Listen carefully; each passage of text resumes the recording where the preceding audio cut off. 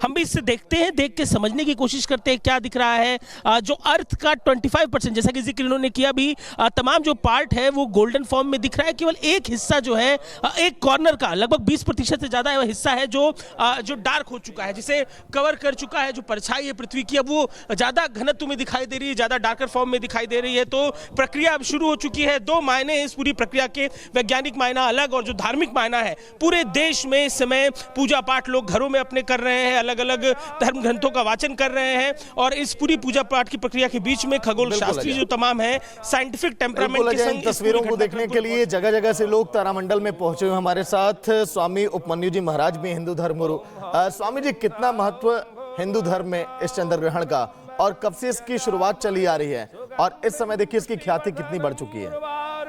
इसकी शुरुआत कब से आ रही है ये ज्ञात नहीं है, क्योंकि हमारी सनातन संस्कृति का आदि मालूम नहीं है, किसी को अंत मालूम नहीं है कि कब से चालू हुआ, कब से इसको धर्म से जोड़ा गया, ये ज्ञात नहीं है। जब लोगों की सभ्यता बढ़ती रही, विज्ञान के हिसाब से भी, भूगोल के हिसाब से भी, तो इसको जोड़ लिया गया। और वैज्ञानिक दृष्टि से ये जो रेज होती हैं जी, और रेज के मामले में तो हम लोगों के आपस में, मनुष्य की एक दूसरे, लोग नहीं कहते कि वो आदमी बैठा तो मुझको अच्छा लगा, शांत में, क्यों? उससे जो पॉजिटिव रेज निकल रही हैं वो अडॉप्ट कर रहा है।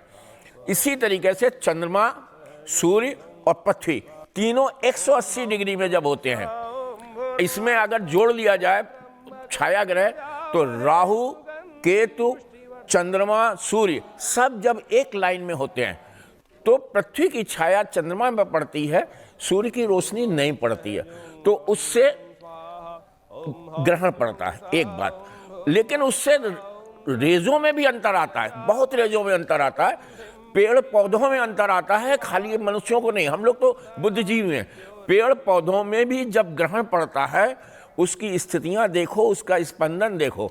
ये वैज्ञानिक दृष्टिकोण से जांचा और परखा गया है कि स्पंदन वगैरह सब में अंतर आता है, यहाँ तक जानवरों में, गाय में, कुत्ते में, इन सब में भी ग्रहण पड़ता है, उसका बाकायदा उनके ऊपर असर आता है।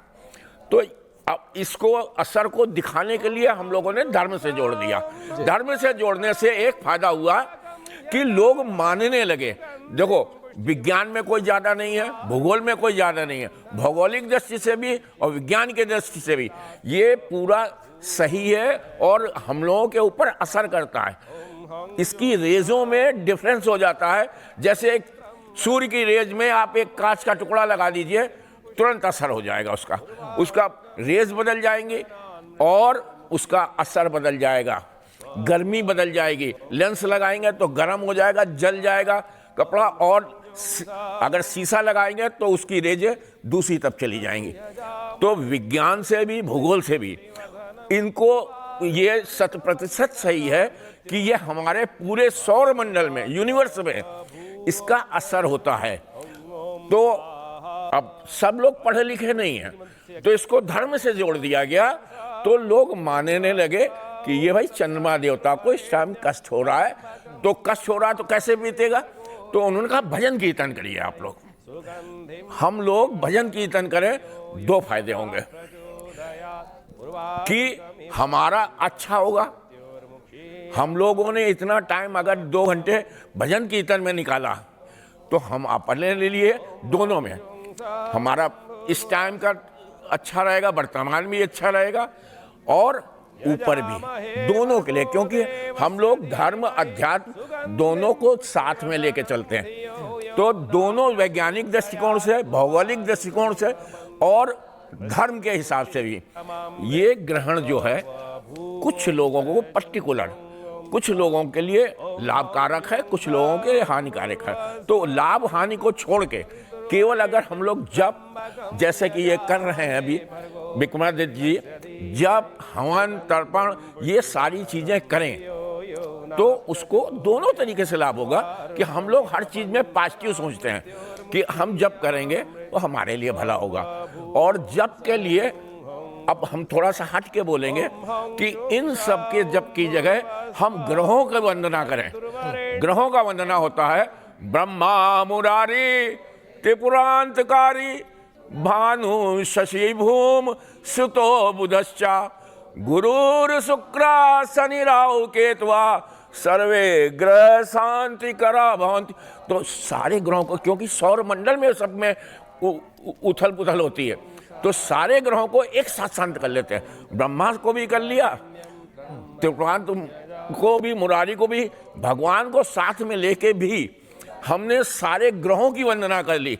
तो ये सबसे बढ़िया मूल मंत्र है कि हमने एक ही मंत्र में सबकी वंदना कर ली, सबको शांत कर दिया कि सर्वे ग्रह शांति करा भवन्तु। ये एक बहुत बढ़िया तरीका है कि जितना आपके पास खाली टाइम है, जितना भी खाली टाइम है, आप इसका जप लगाएं तो आपके कोई भी ग्रह खराब हो, किसी भी तरीके के ग्रह खराब हो, कोई भगवान का वो हो, तो आप सबके बराबर से सबके लिए, हम एक पर्टिकुलर नाम के ये नहीं ले रहे हैं कि हमें शिव की पूजा करनी चाहिए, वो सब आ गया, ब्रह्मा मुरारी त्रिपुरांतकारी, इसमें भगवानों का आ गया। बिल्कुल, देखिए आखिर 1:26 तक का जो वक्त है, कैसे अपने लिए बेहतर बनाया जाए, कैसे इस वक्त को देखिए अब जो है दुनिया के लिए बेहतर किया जाए। आचार्य जी, आप क्या कुछ कहेंगे? शैलेश जी।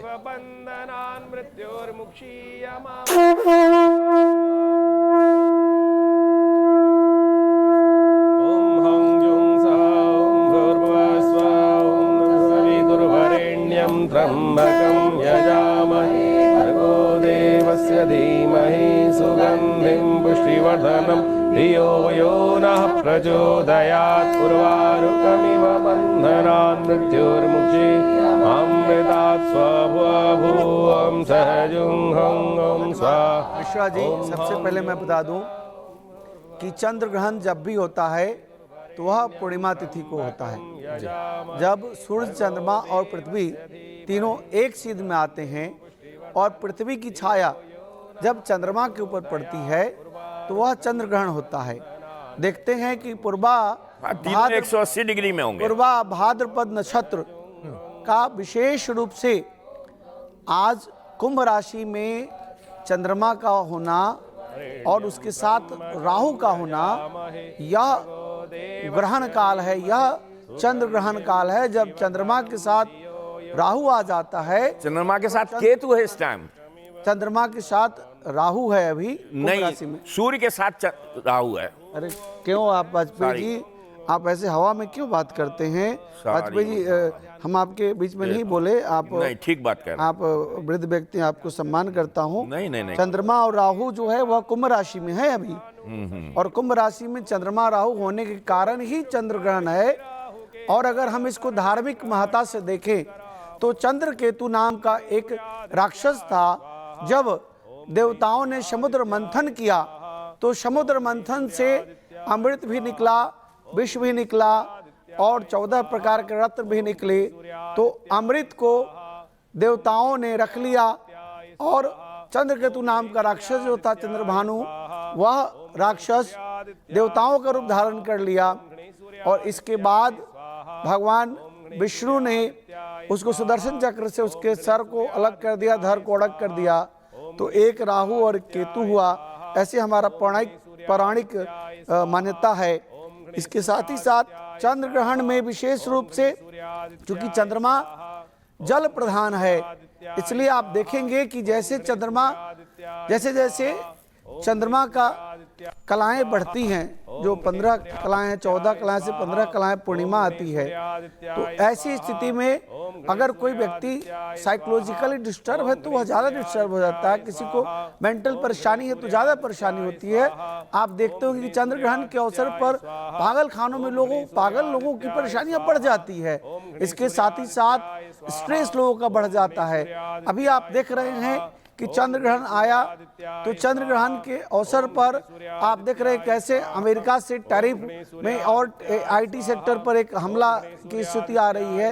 यह सब ट्रंप के मानसिक स्थिति को दर्शाता है कि उनका चंद्रमा कहीं ना कहीं खराब होगा, उससे उनके अंदर डिप्रेशन आएगा और आने वाले समय उनको और परेशानी होगी। और आप देखिएगा कि धीरे धीरे चाइना जो है वह बड़ी शक्ति आ जाएगा और सेकेंड शक्ति के रूप में अमेरिका आ जाएगा।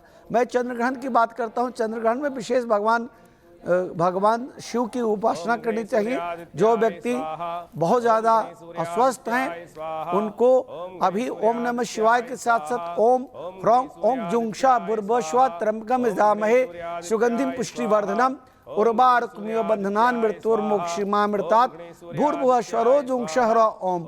यह महामृत्युंजय का मंत्र है। जितना ज्यादा से ज्यादा इस महामंत्र का जप करें और शंखनाद जरूर करें।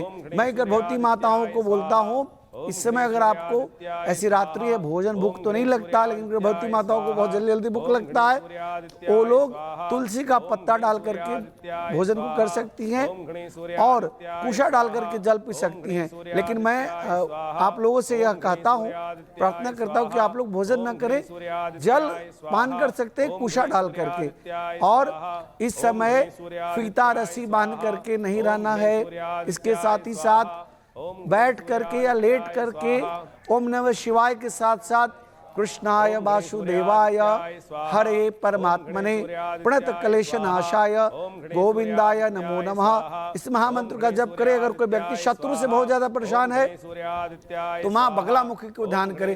ओम ह्लीं बगलामुखी सर्वदुष्टानां वाचम मुखम पदम स्तंभय जीवाम किलय किलय बुद्धिम विनाशाय ह्लीं ओम फट स्वाहा। कोई व्यक्ति अगर बहुत ज्यादा कोई बड़े रोग से ग्रसित है तो माँ धूमावती को ध्यान करे। धूम धूम धूमावती स्वाहा, धूम धूम धूमावती स्वाहा। अगर कोई ऋण से ग्रसित है तो श्री सूक्तम का और ललिता सहस्त्र नाम स्त्रोत का पाठ करे। जैसे ओम सिंदूरारुण विग्रहाम त्रिनयनाम माणिक्य मौलि अस्पुर तारा नायक शेखराम अश्मित मुखी नमापि नभक्षोरुहाम पाणिभ्यामलपूर्णतस्कम रक्तोत्पलम बिभृतिम सौम्यारतघटशरणाम धायत पराम्बिकाम अरुणाम करुणाम तरंगिताक्षे धृतपाशांकुशपुष्पण चापाम अणिमादिभिरावृताम मयूखर अहमित एव विभावे भवानी ध्यायेत पद्मासनस्ताम विक्षित पद्मनाम पदम पत्राय ताक्षीम हेमां भाम पितवस्त्राम कर कलित सिद्धवाम परांगीम सर्वालंकारयुक्ताम सतताम अभयदाम भक्त नम्राम भवानीम श्री विद्याम शांति मूर्ति सकल शुरूणताम सर्व संप्रदात्रीम सुकुंकुन बिल्पेन मलिचमुख स्तुरगाम समंदिश दक्षिणाम ससर चापा शंकुशाम अशेषन मोहिनी मारुणमाल भूषाम राम जपा कुसुम्बासुराम जप बुधोश्वरम दिगाम मातृपुर सुंदरी को ध्यान करते हुए तुरक श्री महामंत्र ओम श्रीम श्री नमः षोडशी महामंत्र ह्रीं श्रीं का इलहरिंग ह सकलहरिंग सकलहरिंग इस महामंत्र का जितना जप करेंगे आप देखेंगे आर्थिक समृद्धि होगी। जो व्यक्ति आर्थिक रूप से परेशान है वह इस महामंत्र का जप करे। जिसकी विवाह नहीं हो रहा है पत्नी मरोमाम देही मनोबितानुसारणीम तारणीम दुर्ग संसार सागर कुलोद्भवाम दुर्गा सप्तशती का पाठ करें। विष्णु सहस्त्र नाम का आज पाठ करें। गायत्री मंत्र का जप करें। भगवान शिव का आराधना करें, भगवान विष्णु जी का आराधना करें।